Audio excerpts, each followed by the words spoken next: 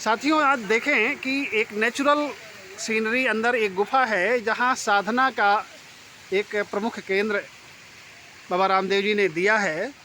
और इस गुफा के अंदर देखें हम लोग चल रहे हैं तो ये देखिए, सबसे बड़ी बात ये है कि अनुलोम विलोम प्राणायाम, देखिए यहाँ स्पष्ट रूप से लिखा हुआ है। और ये महात्मा जी अनुलोम विलोम प्राणायाम कर रहे हैं। चूँकि भारत की प्राचीन विधा है योग, और यह जीवन जीने की आर्ट है, साधना का प्रमुख एक पृष्ठभूमि तैयार करता है। तो योग के अगला ये देखें, ये भी प्राणायाम की मुद्रा दिखाई गई है। प्राणायाम करने के तरीकों को भी देखा जा सकता है। आगे चलते हैं, ये देखें कि भ्रामरी, आगे के जो हमारे ऋषि हैं ये भ्रामरी प्राणायाम कर रहे हैं। देखें भ्रामरी प्राणायाम लिखा भी है। और आगे चलते हैं, देखें सांस छोड़ने के बाद की ये मुद्रा जिसे कहते हैं बाह्य प्राणायाम। आपने ध्यान के साथ साथ बाह्य प्राणायाम भी कर सकते हैं।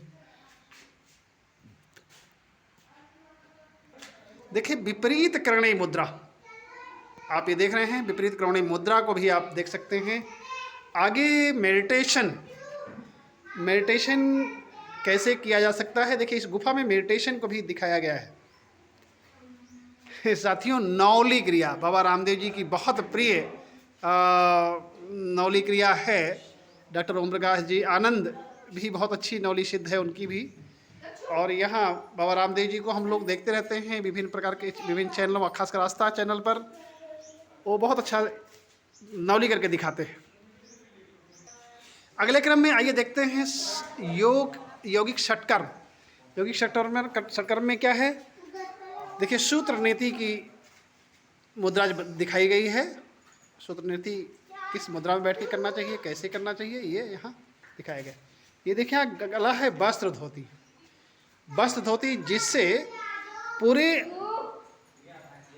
आमाशय की क्लीनिंग होती है, सफाई होती है। जैसे घरों में हम लोग पोछा लगाते हैं, वैसे ही पूरे आमाशय के में पोछा लगाया जाता है। वो ये क्रिया है वस्त्र धोती। खासकर एसिडिटी, इंडाइजेशन तथा पेट संबंधी अन्य समस्याओं के निवारण में बड़ा उपयोगी है। आगे देखिए कुंजल क्रिया है। साथियों, आमाशय की धुलाई का अलग एक क्रिया होती है जो कुंजल क्रिया है, यहाँ स्पष्ट रूप से दिखाया गया है। अगला है षटकर्म की क्रिया नेति क्रिया। देखिए ये साधक लोटा लिए हुए हैं जल नेति का, और नेति क्रिया जल नेति क्रिया कर रहे हैं।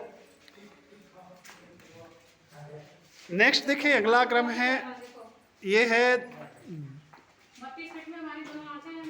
बमन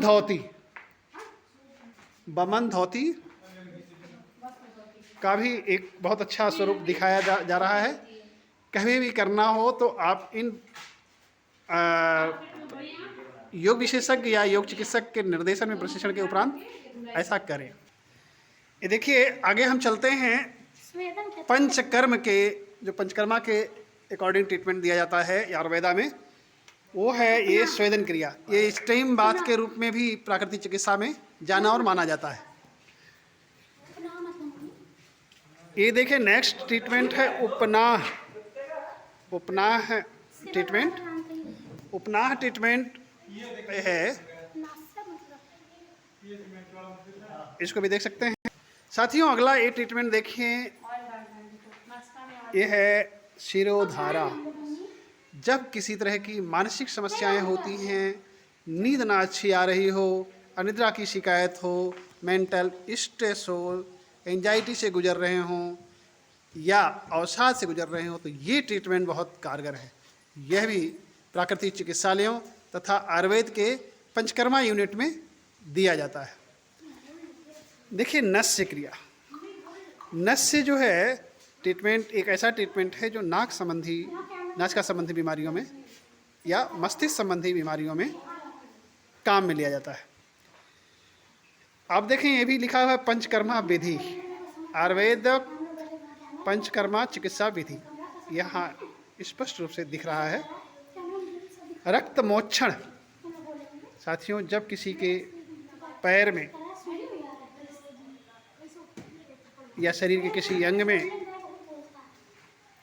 पेन है, दर्द से राहत नहीं मिल पा रही, तो ये रक्त मोक्षण प्रक्रिया बहुत ही कारगर है। ये देखें, वैदिक योग प्राकृतिक चिकित्सा संस्थान की चिकित्सक डॉक्टर नीलम जी यहाँ पर आई हुई हैं और इस गुफा में ये भी और इनकी बिटिया सौम्या यादव, बहुत अच्छे आप लोग, और एक इनके बेटे जो हैं अनुराग, क्या नाम है भाई आपका? अनुराग यादव। कौन सी क्लास में पढ़ते हैं भाई? 6th क्लास में। तो आप भी ये देखने आए हुए हैं, कैसा लग रहा है आपको? बहुत अच्छे। देखें, हम लोग अभी देखेंगे कि ये लखनऊ वैदिक योग प्राकृतिक चिकित्सा संस्थान लखनऊ से चल करके लोग इस गुफा में आए हैं और उस दृश्य को देख रहे हैं जो हम लोग चिकित्सकीय दृष्टि से काम में लेते हैं अथवा मरीजों को निरोग करने के लिए उसका उपयोग करते हैं। तो चलिए हम अगला देखते हैं, अभ्यंग चिकित्सा। अभ्यंग चिकित्सा में क्या है कि मसाज की एक विशेष रूप से ट्रीटमेंट होता है। मसाज के द्वारा बीमारियों को ठीक किया जाता है, ब्लॉकेज को खोला जाता है।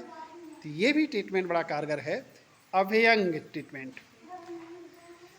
अगला ट्रीटमेंट है कटी बस्ती।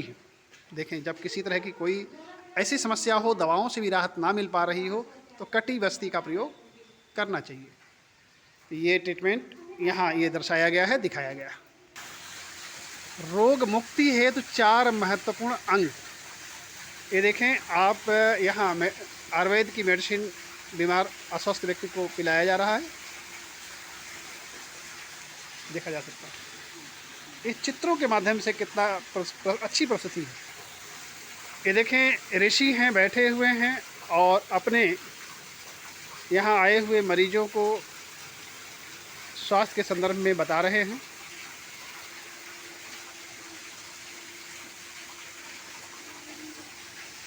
अगला ये देखें ट्रीटमेंट,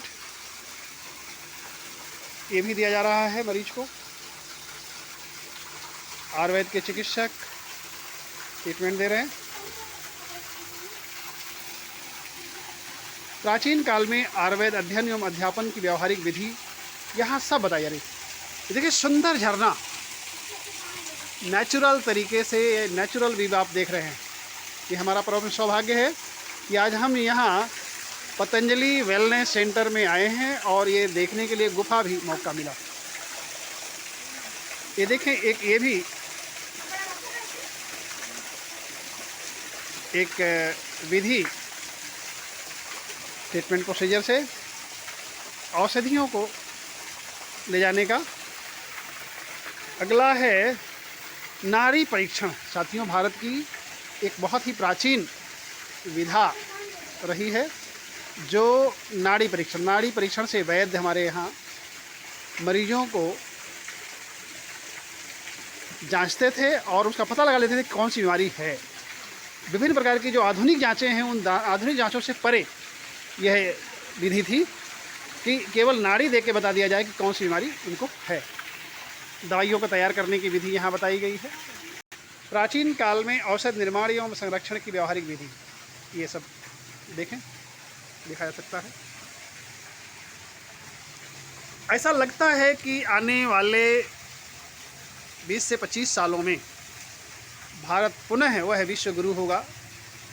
योग के मामले में प्राचीन चिकित्सा पद्धति आयुर्वेद और प्राकृतिक चिकित्सा के बारे में इसे जाना और माना जाएगा पूरे विश्व में।